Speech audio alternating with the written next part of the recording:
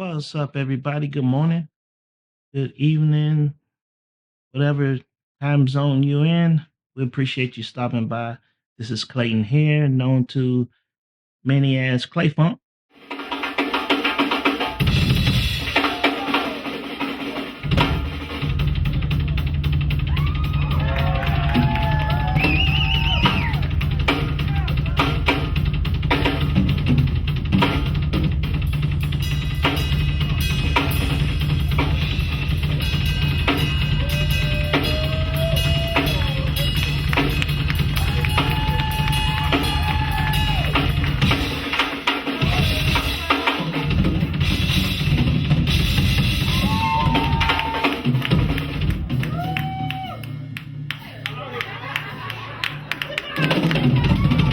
Wanted to do today is this address drumming health and cover some things that I'm personally going through, as well as just good nuggets that we should be thinking about when it comes to playing a physical instrument.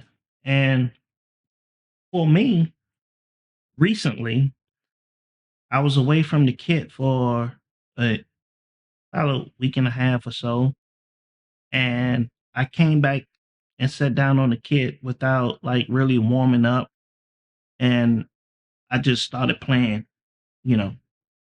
And one of the things is as you get older, you need to start taking a couple of minutes to get your body warmed up first before you, just like any sport or whatever, you want to get yourself kind of warmed up before you just go blazing. And, we get in a rush, things happen, you got a few minutes, so you just sit down and you just want to just play.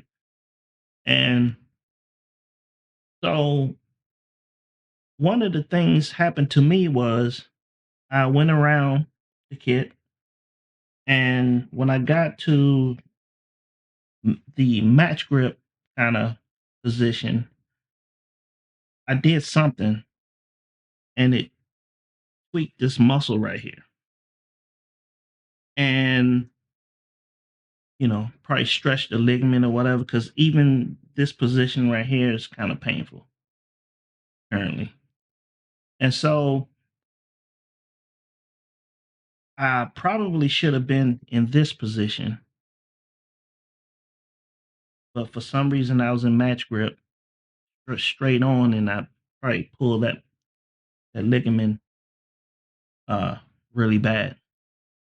And it's been taking a while to heal because, I'm thinking rehab is to slowly bring it back, uh, gradually. But anytime you play a physical instrument, you're still going to like overextend, and you get that sharp pain.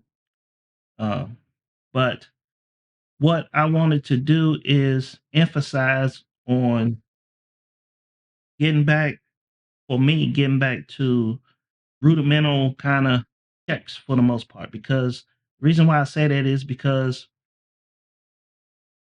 everything we should do, our fundamental should still be, within reason. And as you play, you can sometimes get away from and go down a path, and that path will lead you into an error. And so you should be able to see those errors before you get there, because you're going to have to get back and come back to your foundation, and then reevaluate and see where you got off, and then correct it. Because as many of you know, you can build shops, you can build facility, and you can get to a certain point, but you can't go past that certain point until you go back down and correct, and then rebuild all of that information back up into your muscles and everything, and then you can move, to that next level. And so one of the things that I'm finding myself doing now while I am kind of injured, so to speak, is to reevaluate those fundamentals. And what I the one thing that I do is I check my uh what we call surface. And for me, that surface is the stopping point of this head. It's not to go past it. When you play past it, past the sorry, when you play past the surface, you tend to create those little pits and dents in your drum head. I mean, you went down past where you're supposed to. With the law of rebound is what you put in, you should get out, right? And it's the same way with a drumstick. Finding where your fulcrum is and knowing that that's the balance point of your stick. And that's the reason why I went with a longer stick right now. This is a freestyle Vic Firth. I'm not endorsed with them, but it's a longer stick. And I'm able to kind of stay within this and still have the reach without, sacrificing myself having to move up and down the stick, from an emotional standpoint. So I kind of stayed like right here. But anyway, the point of it is that, when you uh find that balance point, you want to uh get out of the way of the stick and let that stick bounce on its own. And so one of the things is this can be a blessing in disguise. One of the things that uh is helping me right now to get back down to the root of my facility is that pain will let me know when I'm not uh doing it right. And so as I bounce and get out of the way of the stick, I'm able to feel where, you know, that tender spot is. And so if I'm like in this position, I know I need to turn a hands because this is kind of the way I play and same way traditional grip. This is my facility. This is my movement. And what I do, and I'm just going to just show you, it's going to probably have, you know, errors in it or whatever, but I wanted to just show you guys kind of how I'm treating my warm ups now.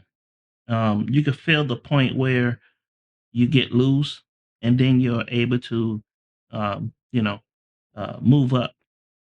But one of the things is you want to exaggerate your movement in the perfect facility for you because your muscles will retain that information and correct it. I'm just gonna. It's not a chop video or anything like that. It's just a facility correcting type video that I want to show you guys what I'm do while I'm in the rehab.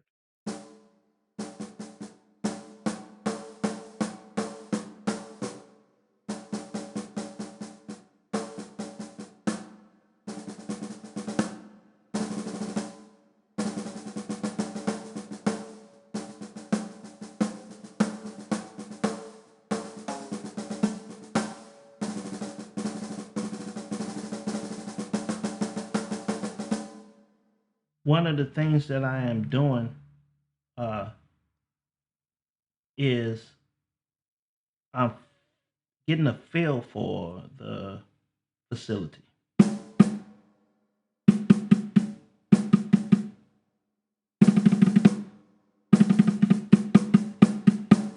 I'm feeling where the surface is. And that stick is responding by bouncing back. Right? It's like dribbling a basketball. And so I'm able to relax and get out of the way, and my hands kind of feel neutral, if that makes sense. I don't feel the weight of the stick, so I'm in that buoyancy point. All right.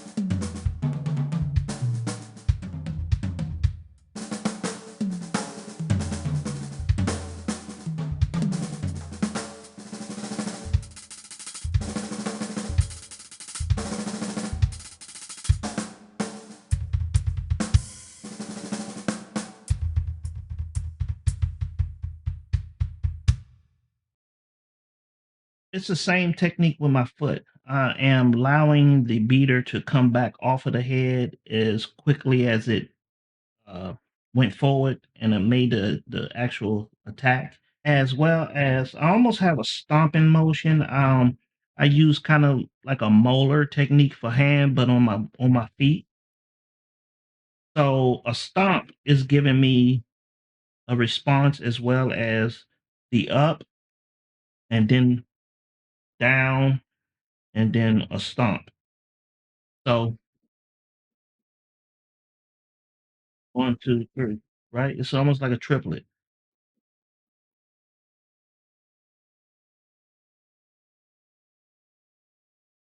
And so, one of the things for me is I'm working on my foot, my left side, as well. And one of the things that I always do is put some kind of click track on or metronome or something to, uh, stabilize myself. And I like to do things at a slow tempo because one of the things it does would, what it do is it tell you if speeding up and slowing down the obvious, but you also, for me, I'm looking just like I was telling you the buoyancy aspect. I'm looking for that in my facility. I want to get to the point where I'm not in my head thinking about the motions and you know and just let things just record, let my muscles record what that information.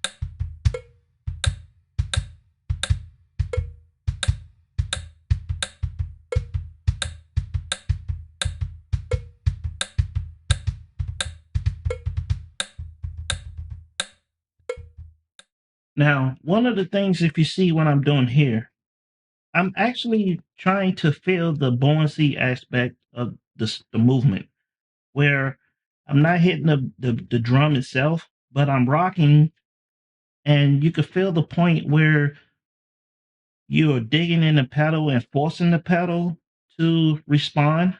And so you want to get to the point where you don't even you are at one and in the movement of the pedal. You're not in the way of it, and you're not behind it. So you kind of just in that sweet spot.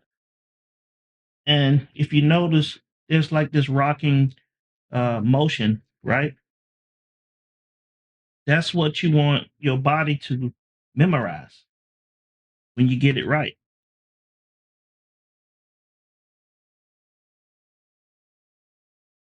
And so I just sit here and just do this because eventually, it'll get to the point where I'm not having to think about it. It just will be a natural response, right?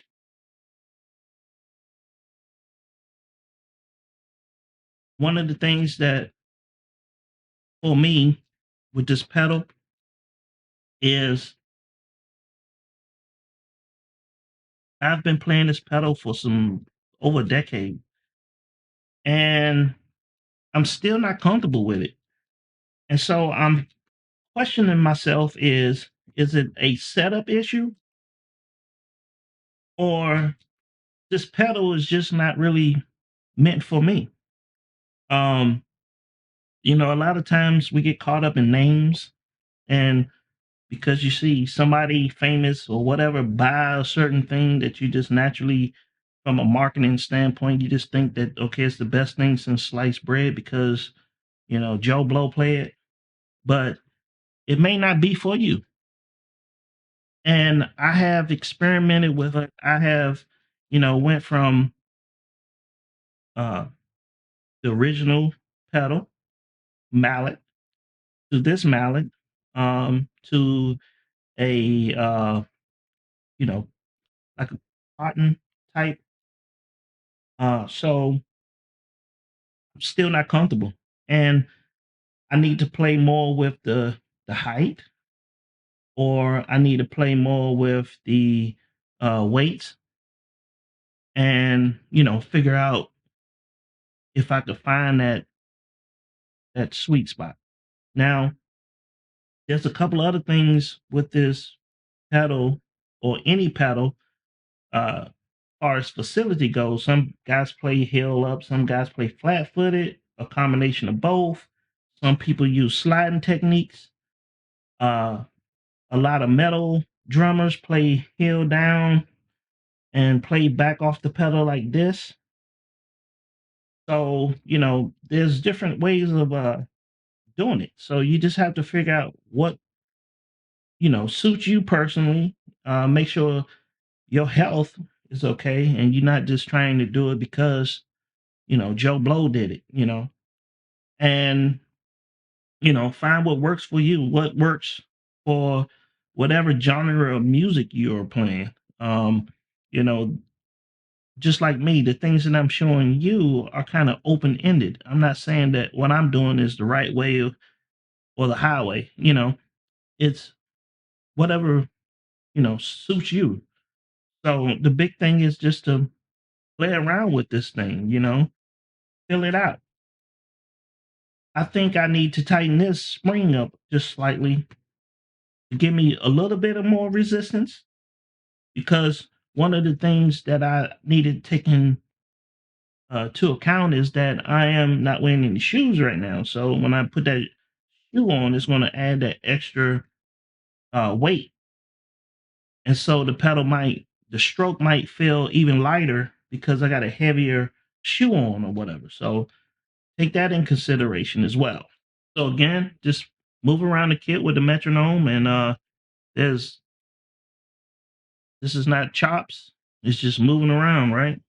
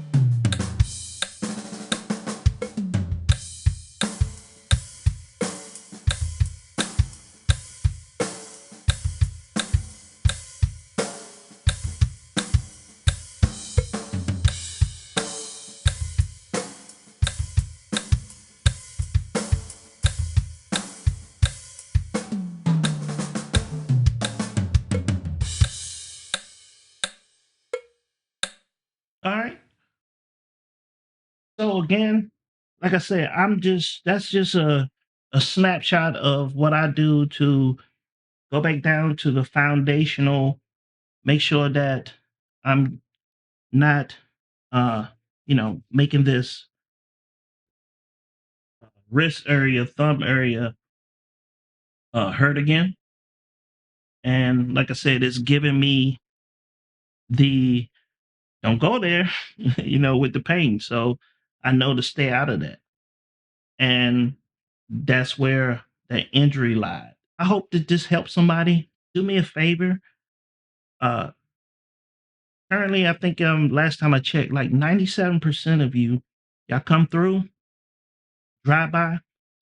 If you can, just hit the subscribe button. If you don't want to see all of my videos, you can uncheck the bell button. Your likes, even your dislikes will help me and help me gauge the temperature of where my uh thought process and what I'm giving out to you. Because at the end of the day, the way I look at it, all our gifts are given to us. They are on loan. We don't own it. And, you know, your help helps me give back. It helps me learn. It helps me become better at this. By your support, by, supporting this channel, it frees me up, just like the neutral balance that we refer to for the kid. It's the same way. Your support helps me create these videos. At the end of the day, for me, I could turn the internet off and go about my business, and I will be fine. Got everything here, and it is what it is, right? Been there, toured, whatever. Not saying if opportunities won't come, I won't, but I'm not in a situation where I'm in dire need to get a gig, if that makes sense. And, we should be, again, my keyword for today is buoyancy, right? We should have ourselves set up where, you know, it doesn't matter which way the wind blow, your roots is buried deep and you are wavered. So the wind can blow this way, the wind can blow this way, you still hanging in there, you're not moving. So and at the end of the day, I only can be the best Clayton, the best Clay Funk. I can't be any of my heroes. And I say that to, you know, everybody uh, that I have conversations with or talk to or whatever, is that, if a producer get in touch with me or whatever, and they reference someone, then that's fine. But if they say, hey, I want you to be, one of my heroes, then I'm like, it'd be easier to just call that guy or the lady and have them do the project.